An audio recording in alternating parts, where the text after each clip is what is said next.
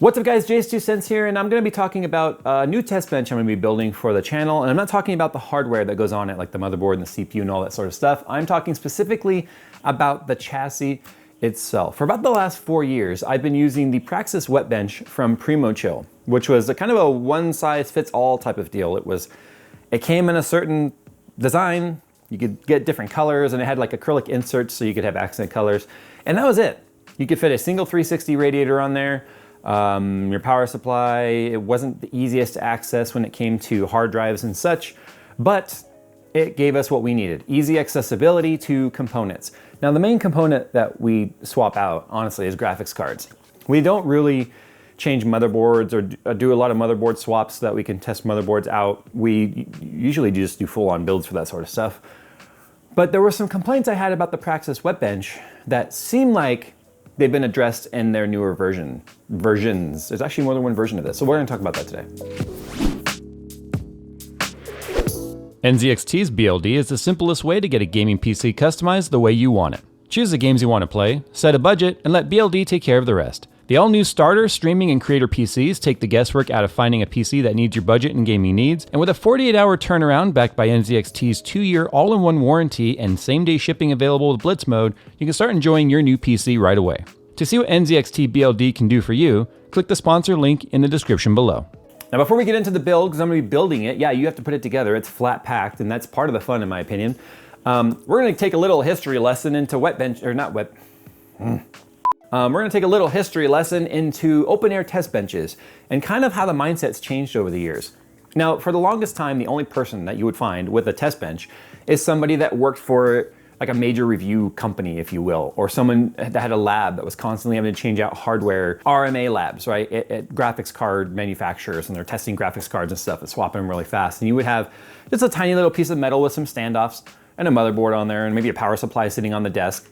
And all the test bench was a piece of hardware to hold the motherboard. But as things have sort of progressed and the non-conventional aspect of chassis has sort of kind of taken off, a lot of people have found themselves now using open air chassis. Now the Inwin 928 behind me is technically an open air chassis. It is not sealed. There are gaps all around it. There's gaps around the glass, there's gaps on the bottom, gaps on the top. And the difference between a computer case and an open air chassis is whether or not it's sealed, because a sealed case will allow you to control airflow and pressure.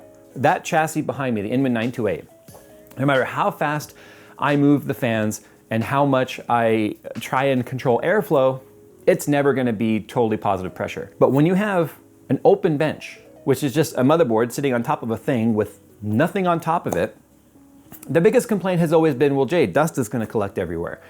Well, that's true, dust falling on it will collect, but that's actually gonna be a less dust buildup than a system that has clogged dust filters or has no dust filters at all and is actually moving airflow over the components. But that's kind of point number 2 about why there was a lot of pushback with open air cases. The lack of airflow over components. And that was actually my biggest complaint about the original wet bench. We've actually been running the Praxis wet bench with a 360 rad on there and an EK water block with flex tubing. But as I just talked about right now with chassis design, it seriously lacked airflow across the components on the motherboard, because you still have a heatsink on the chipset, you still have a heatsink on the VRMs, and those need to be cooled as well. So that was my biggest complaint. So they say it's some of the things that they've addressed with their new wet benches. And while I build it right now, I want to see kind of how they've changed, and we'll sort of talk about that. I talked about needing to build a new test bench anyway. This will be the start of that. And when things return to normal-ish and we go back to the studio, then we'll do a complete build on this with the radiators and such, because apparently there's different versions of this and it can hold more than one radiator. So let's go ahead and build it and sort of talk about it. Say hello to your wet bench. Hello. Oh, we got some Sour Patch Kids. I don't know what it is with water cooling companies, but every single water cooling company seems to give some sort of gummy candy with it. I feel like Germany started that. Anyway, here it is, the Wet Bench SX. So there are different benches, like I said, some that have more than one radiator hole. In fact, I'll have Phil put an overlay on the screen right now that shows, in the pre-order, there's a bunch of different versions of this. There's an angled one, there's a flat one, enough soft foam to make Linus foam his pants, if you know what I'm saying. So this right here is actually the black textured. They sent me a white one as well. In the past, These were actually thin sheet metal that you then had an acrylic liner that went on the inside of it that gave it a color. So if you look at our current test bench, it's white with black. That black is actually acrylic. And the problem with that is the acrylic is actually really sharp on the edges, and it would kind of snag our wires and shave them a little bit, which I always had a bit of a complaint about. So this is like a textured metal. The thing about the texture though, is it's gonna be kind of a dust magnet, and with it being an open air bench, obviously this is something that could get annoying, but I'm gonna try it out. I like the way the black looks. This will be the top, because this is CPU right here. This is the side where you could have cables come through. So if it were a case, it'd be like that, right? And then your graphics card goes this way. Oh, there we go. This is the thing I was really hoping to see. One of the things I said that they should have done is given you like a flexi gooseneck kind of a thing so that you can mount a fan to it to blow air down on the components that you need. They went with one I think is far beefier than they needed to. So that's gonna obviously have a fan mount on the end. This is gonna mount down to the board, and then it can blow air down where you want it. I'm really happy to see this. This was actually my main suggestion on the previous one. So that was I think this is the part that goes underneath the motherboard tray. This is obviously our hard drive mounts right here. So this is the actual PSU mount right here that it mounts to. This is the part that goes on the other end that supports the back of it. And I think that's everything that's in the box. All right, so let's go ahead and build it.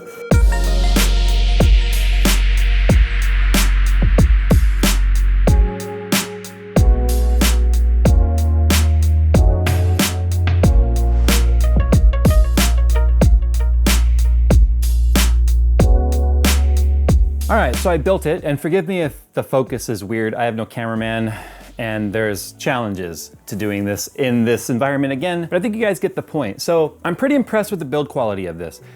It is way more sturdy than the original. The original wet bench that I had, I feel like the metal was thinner, or at least the grade of steel they were using maybe wasn't as sturdy.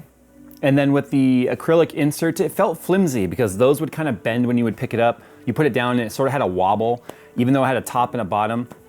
As you can see, I chose to build the flat version, but the version that I've got here, the SX, and there are different tiers of this as well, also has the angled version, which is where it puts the motherboard at kind of a 45-degree angle like the one we have now. I've never been a fan of that. And so I went with the flat design like this, and there's a few changes that I kind of like. First of all, it feels like it's got a smaller footprint. I think the overall size of it is smaller. Second of all, it's definitely way more sturdy. That could be because I chose the flat square edition size format. I'm not entirely sure. There's a lot of different ways that you can build this. You've got various radiator brackets. You can see here on the front, this is actually the front, I've got a radiator which can hold a 240 or a 280 internally inside of it, or you can mount up to a 480 on the outside. Now the thing to think about that is you're gonna have the radiator overhanging off the edges. I'm not comfortable with that just because I don't want it getting hit. But if you need the additional radiator space, you could do that. Now I know for a fact it's actually smaller in terms of width, I guess, because of the fact that this only fits a 240 or a 280. Because the one I have now, the original wet bench, is natively holding a 360 internally. But that's okay, because that 360 was definitely overkill when usually the only thing we're cooling is a CPU anyway.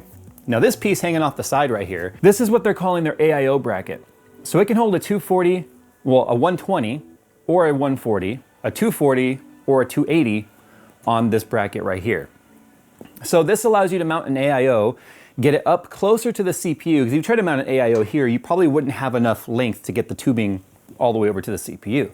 But by mounting this here and it's at an angle like this, you're gonna get nice cool airflow through the radiator, and it's gonna have plenty of reach to the CPU itself. Now it only comes with one of these, but you could, I believe, get this as an accessory, and you can mount another one over here. You also get this bracket, which can go down inside.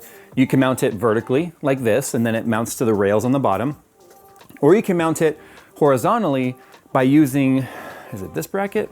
Not this bracket, but it has an optical mount bracket inside, which I mounted, but I won't keep. I just did it for the sake of it. And in fact, I don't even think they're in the right holes. But these are designed to be able to mount either a bay drive, because remember, it did say you can mount 2 bay drives, or bay reservoir in here, up to a double bay res, which might be kind of neat. I might consider doing that for inside here. But that can also hold, in between right here, these screw mounts can mount inside of that bracket, then holding this 240/280 radiator bracket, giving you 1, 2, 3 radiator support options. So you could have 3 radiators natively. I wouldn't do all that unless you were doing like a CPU and a GPU and massive overclocks. Here's the fan mount, obviously, that I said I'm really excited to see, but I have a concern with this. I think it's a step in the right direction, Primo Chill, but my concern here is because we have a smaller footprint now. Listen to that. It just sounds industrial, right? It's like you just dropped a dumbbell inside a 50-gallon steel drum. All right, this bad boy right here can fit so many radiators. Yeah, I'm losing my mind in quarantine. That's okay. If you take a look at this right here, you can see that I've got the standoffs mounted, and then I put the extra screws on there just so I don't lose them, because I've lost plenty, trust me. EATX. Steve did a good video about how it's sort of a kind of a bullshit standard these days, where it's not conforming to any actual dimensional standard. Some motherboards, EATX motherboards specifically, are wider than some EATX. So some are like a really wide EATX and some are just barely bigger than ATX. My concern here is if you go with one of those motherboards that's a bit wider, and I think my Rampage Omega is one of them, it's gonna interfere with the mount.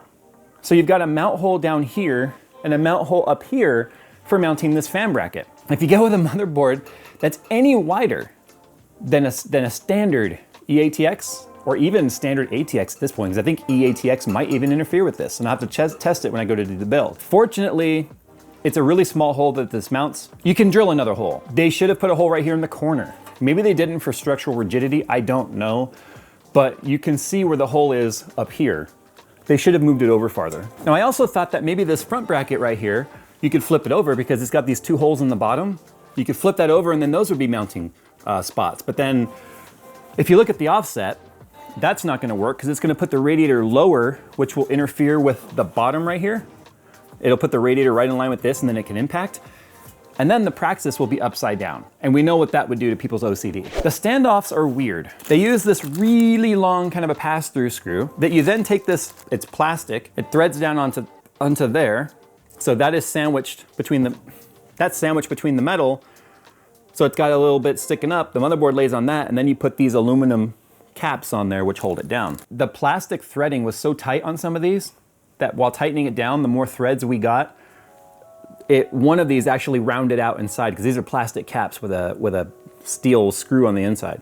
So one of these actually rounded out and then I couldn't tighten it anymore. So I feel like the hardware they decided to go with for the motherboard standoffs are just weird. I don't know why they went that route. Now this is sort of similar to how it was in the previous wet bench. It still had the nub that stuck up and then you lay the motherboard down and you tighten the screws down.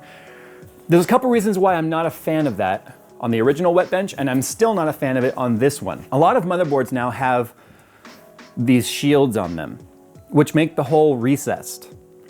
And so normally you use a screw that screws down into a standoff. So you drop the screw in there, you put a screwdriver in there, you tighten it down and you're good. When you have these that stick up like this and then the motherboard rests on those, you've got all those pins sticking up, that seems like a really good idea on paper to mount the motherboard down and lay it on, and all the holes are lined up and you just take these little caps and screw them down. That makes sense if you don't have any sort of shield that's covering it.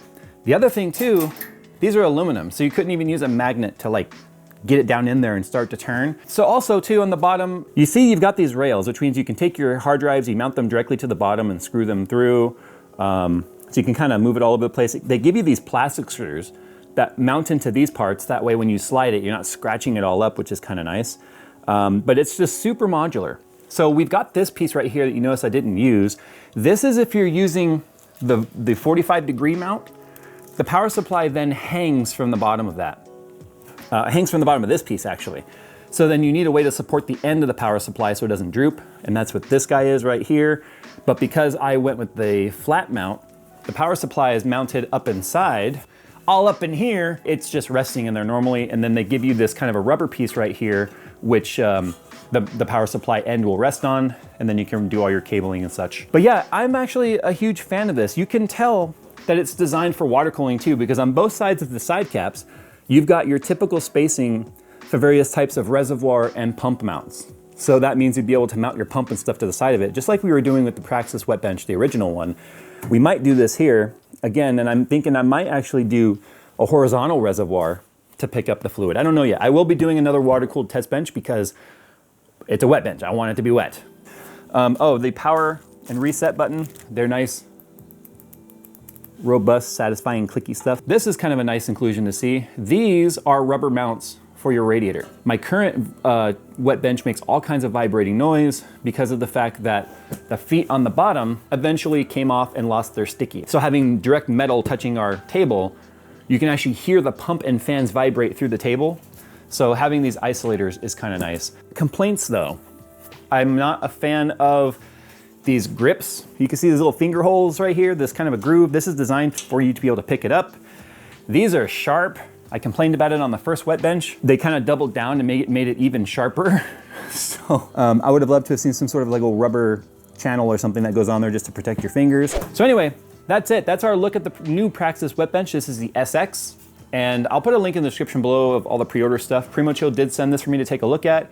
I didn't know that it was a pre-order at the time, but pre-order of hardware makes more sense than pre-order of games in my opinion.